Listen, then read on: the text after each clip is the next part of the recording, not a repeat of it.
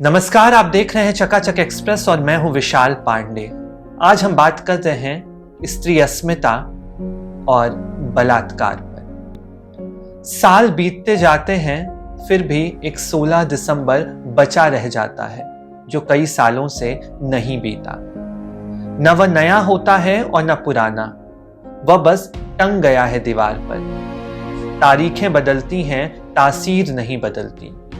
यह हमेशा उतना ठंडा रहता है जितना बलात्कार के बाद चलती बस से फेंक दिए नग्न शरीर। ये उतना ही सफेद रहता है जितना सफेद हम सब के चेहरे बलात्कार के ब्यौरे सुनने के बाद। इसके जख्म इतने हरे रहते हैं कि साल 2016 में भी ठीक 16 दिसंबर को ही एक गैंग रेप दिल्ली की सड़कों पर होता है और फिर 17 दिसंबर को दिल्ली के किसी और इलाके में उसका रिपीट टेलीकास्ट भी। ये उतना ही गीला रहता है जितना राष्ट्रपति भवन के बाहर नारे लगाते, निर्भया के लिए न्याय की गुहार लगाते लड़के लड़कियां पुलिस की पानी की बौछार से और अपने आंसुओं से गीले थे।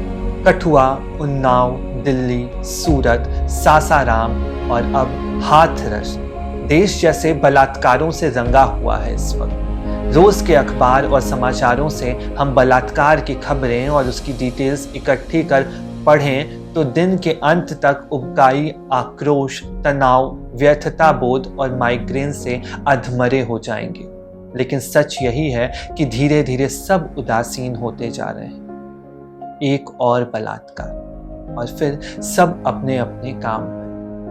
फिर किसी दिन कठुआ में बकरवाल समुदाय की एक 8 साल की बच्ची को बेहोशी की हालत में कई दिन लगातार बलात्कार किए जाने और अंत में पत्थर मार मार कर हत्या कर देने की खबर। उसके गुनहगारों के समर्थन में एकजुट वकीलों के प्रदर्शन और सरकार की चुप्पी। ठीक उसके साथ साथ उन्नाव के एमएलए द्वारा एक लड़की का रेप, उस लड़की के मुंह खोलने पर पिता को पुलिस कस्टडी में लेना और वहां उसकी मौत। ये सुस्त पड़ गए हैं, उदासीन हो गए जन समुदाय को एक बार फिर सड़क पर ला खड़ा कर देता है। प्रतिरोध मार्च करते हुए, हस्ताक्षर अभियान चलाते हुए, चिल्लाते हुए, नारे लगाते हुए, प्रदर्शन करते हुए।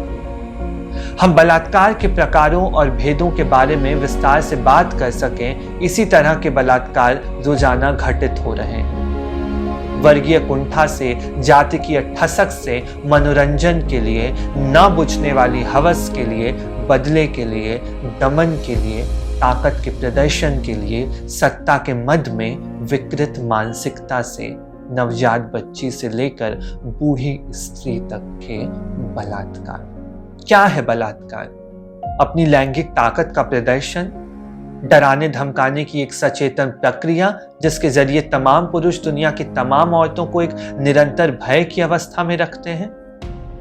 कहना चाहिए प्रागैतिहासिक काल में जब मनुष्य ने बलात्कार का आविष्कार किया होगा, उसने भी उसी तरह मानव इतिहास को बदल कर रख दिया जैसे कि पहिए, आग और लोहे की खोज। कबीलाई समाजों में औरतें जीती और उपहार में दी जाती रही। और भी मजेदार है कि बलात्कार का इतिहास खोजने जाएंगे तो आप धार्मिक और पौराणिक दस्तावेजों तक पहुंचेंगे। बलात्कार संबंधी कानूनों का इतिहास खंगालेंगे तो समझ आएगा कि बलात्कार को कभी पुरुष का स्त्री की गरिमा के खिलाफ किया गया अपराध या औरत के वजूद पर हमला ही नहीं माना गया। इसे स्त्री के मालिक, घर के मुखिया, पिता या पति की इज्जत के खिलाफ किए गए अपराध की तरह कानूनों में देखा गया। उसी तरह से दंड तय हुए।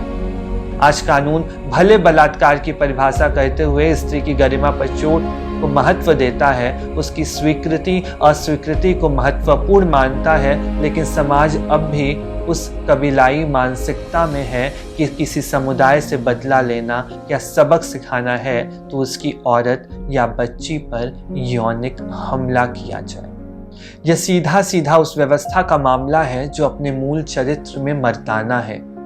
यह उस सामाजिक अनुकूलन का मामला है जिसके अनुसार स्त्री सेकंड सेक्स या दोयम दर्जे की नागरिक है, वस्तु सम है, खुला हुआ खजाना जिसे मौका मिलते ही लूटा जा सकता हो।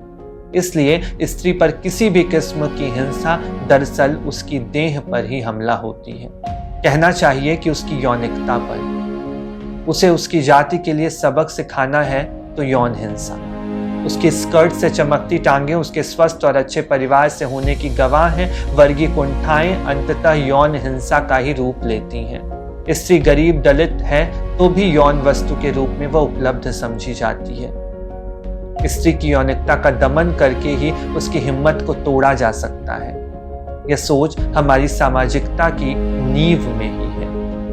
ना कहने पे एसिड फेंक दिया जाएगा, चरित्र हनन किया जाएगा, बलात्कार किया जाएगा और फिर हत्या कर दी जाएगी। वाचिक हिंसा में भी स्त्री जननांग और यौन क्रियाएं ही निशाना बनती हैं। मानो ये देश स्त्रियों का देश है ही नहीं। मानो इस देश की अर्थव्यवस्था में औरतों का होना कोई मानी ही नहीं रखता। कितनी बातें, कितनी बहस इस मुद्दे पे किए जाएंगे, लेकिन ये हरकतें, ये अपराध कभी नहीं रुक सकते।